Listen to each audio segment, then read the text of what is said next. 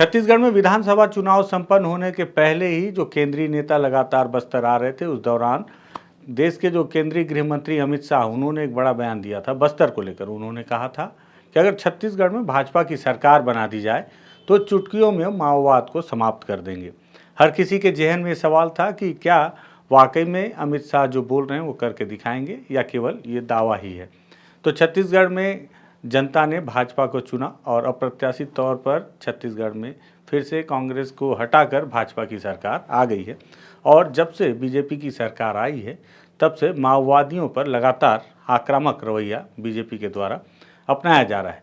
तो अभी माओवादियों के ऊपर एक बड़ा प्रहार किया गया है, जिसका एक नया नाम दिया गया है और साथ ही साथ कुछ बड़ी सफलता जवानों को मिली है। क्या है पूरा मामला, इस पर बातचीत करते हैं। नमस्कार, मैं विकास तिवारी हूं और आप बस्तर टॉकीज देख रहे हैं। दरअसल जब से छत्तीसगढ़ में माओवाद है और 4 दशक से ज़्यादा का समय अब हो चला है, और जब से छत्तीसगढ़ में 2003 के बाद भारतीय जनता पार्टी की सरकार रही 2018 तक, इस दौरान माओवाद के खिलाफ लगातार भाजपा आक्रामक रूप इख्तियार करती रही है। इस दौरान उनके द्वारा अलग अलग ऑपरेशन के अलग अलग नाम दिए गए। ऑपरेशन प्रहार नाम दिया गया, ग्रीन हंट नाम दिया गया, समाधान नाम दिया गया, तो ऐसे अलग अलग नाम दिए गए।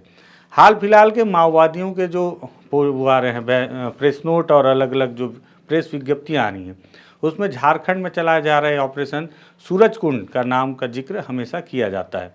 और आज जो फोर्स है उनके द्वारा अबूझमाड़ में एक बड़ी कार्रवाई की गई है, जिसमें फोर्स को एक बड़ी सफलता हाथ लगी है। और इस सफलता के बाद जो पुलिस के द्वारा जो प्रेस नोट जारी किया गया है, जो जानकारी जो साझा की गई है, उसमें भी एक बार फिर से एक नया नाम इस ऑपरेशन को दिया गया है। बड़ी सफलता मिली है और माओवादियों को गहरा आघात पहुंचाया गया है। मैं आपको बता दूं कि माओवादियों को जितनी तकलीफ उनके कैडर को मार देने से होती है, उससे भी ज़्यादा तकलीफ उन्हें उनके हथियार छीन जाने से होती है, या उनके हथियारों के जखीरे को उनके हाथ से छीन लेने से होती है, क्योंकि उन्हें ऐसा लगता है कि उनकी सबसे बड़ी ताकत उनका हथियार ही है। और यही वजह है कि माओवादी हमेशा जब भी जवानों पर प्रहार करते हैं तो प्रहार करने के दौरान उनका सबसे पहला टारगेट होता है कि जवानों की हत्या के बाद उनके हथियार वो अपने कब्जे में ले लें। हर बार जब भी बड़े अटैक हुए हैं तो ये कोशिश माओवादियों ने की है कि जवानों की सारे वेपन्स और सारे जो संसाधन हैं वो लूट लिए जाएं। अधिकतर आपने देखा होगा कई बार जवानों के जूते तक माओवादियों के द्वारा ले लिए जाते हैं।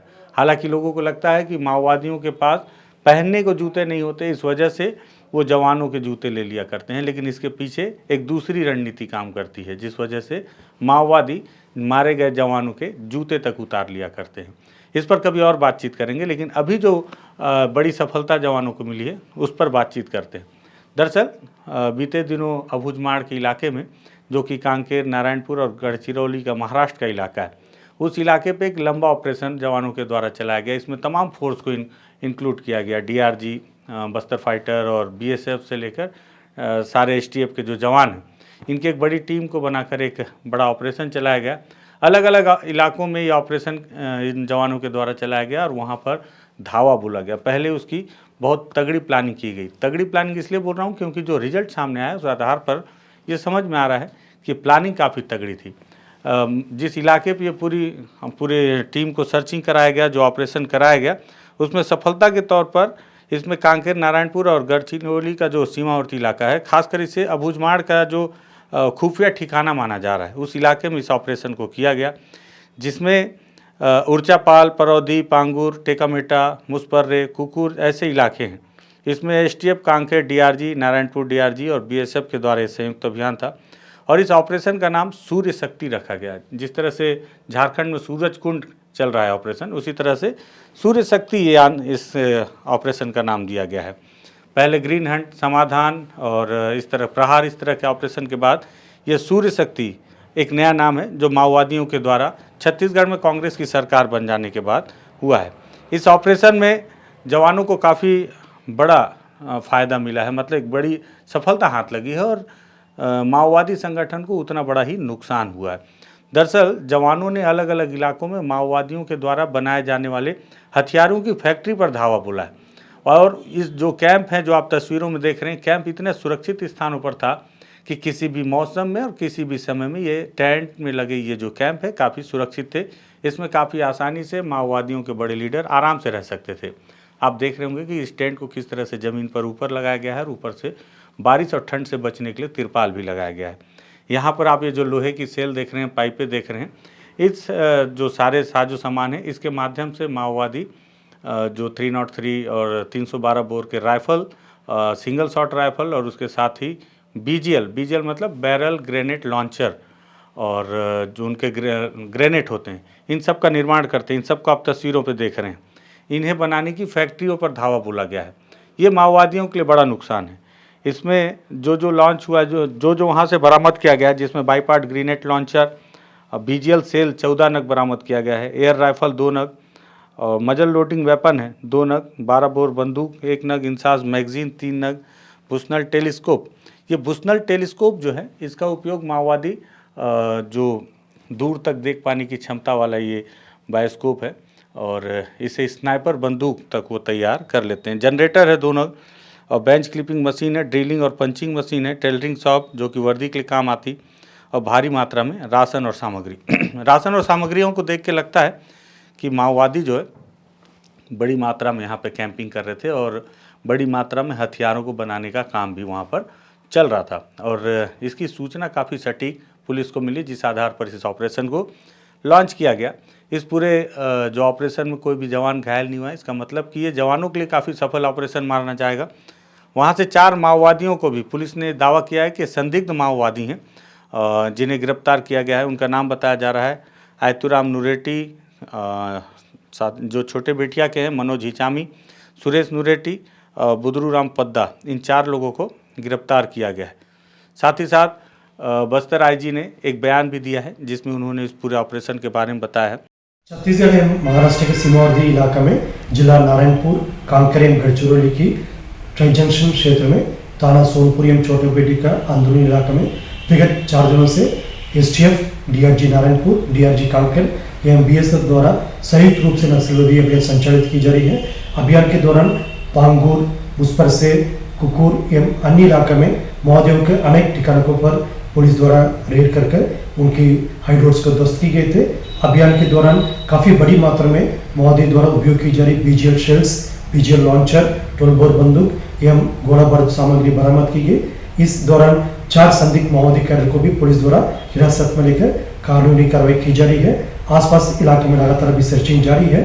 इस प्रकार विगत 1 महीने में बस्तर संभाग के अंतर्गत सुरक्षा बल द्वारा माओवादी के विरुद्ध में प्रभावी रूप से अभियान संचालित करने के परिणाम स्वरूप विभिन्न मुठभेड़ में 2 माओवादियों का डेड बॉडी रिकवर की गए थे और 65 से अधिक माओवादी कैडर का पुलिस द्वारा गिरफ्तार भी की गए थे और काफ़ी बड़ी मात्रा में आर्म्स एम्युनिशन एवं अन्य माओवादी के उपयोग की जा रही सामग्री भी बरामद की गई, जिसमें ये बताया गया कि बीते दिनों जिस तरह से लगातार माओवादियों के खिलाफ एक ऑपरेशन चलाया जा रहा है, जिसमें अब तक 2 माओवादियों को, दंतेवाड़ा में 5 लाख के इनामी नक्सली और बीजापुर में एक माओवादी को मार गिराने में पुलिस के जवानों ने सफलता हासिल की है और अब तक 65 माओवादियों को गिरफ्तार किया जा चुका है।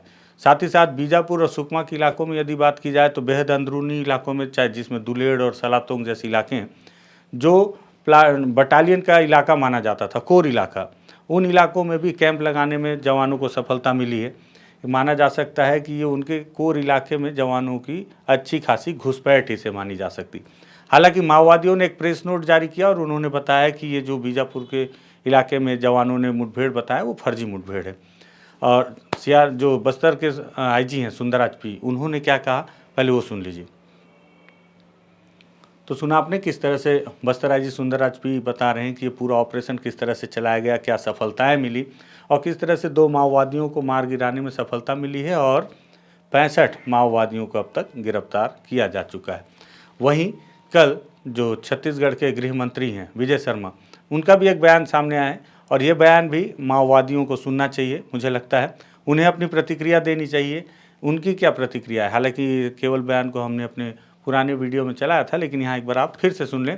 विजय शर्मा जो कि केंद्रीय जो बातचीत को दौर के लिए कहा, वीडियो कॉल पर भी मैं बात करने को तैयार हूं। मैंने ये कहा भाई सामने नहीं आ सकते हैं तो वीडियो कॉल पर मैं तैयार। मसला ये है, कारण तो बताएं। मैं नहीं, आप बात कर लीजिए, मैं आपसे कहता हूँ आप बात कर लीजिए, पूछिए तो कारण क्या है विकास को अवरुद्ध करने का। कौन सी ऐसी सरकार है जो शोषित करती है लोगों को, बताएं कोई। लोकतंत्र है भाई, लोकतंत्र है। लोकतंत्र में राजनीतिक पार्टियां होती हैं, सरकारें बनती हैं और उसी तरीके से चलता है। शासन चलाने का सबसे अच्छा तंत्र दुनिया में लोकतंत्र है। आपको राजतंत्र चाहिए पुराना वाला? आपको चीन जैसी व्यवस्था चाहिए माओवादियों की, कम्युनिस्टों की? नहीं चाहिए ना। क्या चाहिए? लोकतंत्र चाहिए ना। ऐसे स्वतंत्रता से आप मुझसे पूछ सके और मैं निर्भीकता से आपके साथ बात कर सकूं, ये लोकतंत्र है भाई। उस लोकतंत्र को खत्म कर देना चाहते। माननीय अटल बिहारी वाजपेयी जी ने सदन में कहा है कि सरकारें आएंगी जाएंगी, पार्टियां बनेंगी बिगड़ेंगी, देश का लोकतंत्र अमर रहना चाहिए। कांग्रेस तो आरोप लगाई जब से राज्य के गृह मंत्री हैं, उन्होंने ये ऑफर माओवादियों को दिया है कि अगर वो बातचीत को तैयार हों तो सरकार भी उनसे बातचीत करने के लिए तैयार है, सशर्त तैयार है। और अगर वो सामने आकर नहीं बातचीत कर सकते तो सरकार उनसे वीडियो कॉल के माध्यम से भी बातचीत करने को तैयार है। तो अगर माओवादी चाहें, अगर उन्हें लगता है कि बातचीत से कोई रास्ता निकल सकता है, कहीं उनकी भी मांगें पूरी हो सकती हैं और सरकार और उनके बीच कुछ समन्वय बन सकता है, तो वो आगे आ सकते हैं। अगर वो सीधे आकर ना बैठ पाएँ तो वीडियो कॉल के माध्यम से भी ये ऑफ़र उन्हें जो गृह मंत्री विजय शर्मा हैं उन्होंने दिया है। वो चाहते हैं कि माओवाद किसी तरह से अब शांत हो जाए, अब खून खराबा बस्तर में ना हो। लेकिन आखिरी में एक सवाल मेरी तरफ से भी, सरकार से भी और माओवादियों से भी। माओवादियों से मेरा सवाल ये है कि उनकी आने वाली परिस्थितियां अगर इस तरह से अनुकूल नहीं हैं, अगर पूरी सरकार सत्ता उन पर जुट जा रही है कि उन्हें ख़त्म करना ही है, तो आगे कैसे लड़ेंगे या कैसे उस सरकार के सामने टिके रहेंगे? क्या उनकी रणनीति होगी? इस पर कोई खुलासा वो कर पाएँ? क्या लगता है उनकी स्ट्रेटजी क्या है? अगर ना बताना चाहें तो फिर भी उनके मंसूबे क्या हैं वो बताएं। और एक सवाल सरकार से कि अगर आप माओवादियों से वीडियो कॉल के माध्यम से ही बातचीत करना चाहते हैं तो हसदेव में भी ग्रामीण बैठे हुए हैं, वो निहत्थे बैठे हैं, उनसे बातचीत के लिए आपको कौन सी कॉल की आवश्यकता है? अगर आपको लगे बस्तर टॉकीज़ में हमने जो सवाल पूछा है वो वाजिब है, इस पर बातचीत होनी चाहिए और ये सफलता जवानों की है तो माओवादियों को बड़ा नुकसान हुआ है, इस पर बातचीत जरूरी थी, तो अपने राय कमेंट के जरिए इस पर रखें। लगे कि महत्वपूर्ण वीडियो है, विषय भी महत्वपूर्ण है, तो इस वीडियो को शेयर कर सकते हैं। बातचीत महत्वपूर्ण हो रही है बस्तर को लेकर, अगर ऐसा लगता है तो आप बस्तर टॉकीज़ को भी सब्सक्राइब कर सकते हैं। धन्यवाद।